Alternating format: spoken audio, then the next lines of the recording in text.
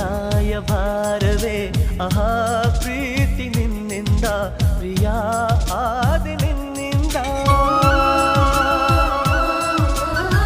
ಸಾಗರವು ಹುಣ್ಣಿಮೆಯು ಜಿಗಿಯುವುದೇ ಪ್ರೀತಿಸಲು ಮಲ್ಲಿಗೆಯು ಗಂಧವು ಬೆರೆಯುವುದೇ ಪ್ರೀತಿಸಲು ಪ್ರೀತಿ ನಿನ್ನ ಸ್ಮರಣೆಯಲ್ಲಿ ಅದರಗಳು ಅರಳುವುದು ಚುಂಬಿಸುತ್ತ ಪ್ರೀತಿಸಲು ಪ್ರೀತಿ ನೀನಿಲ್ಲದೆ ನಾ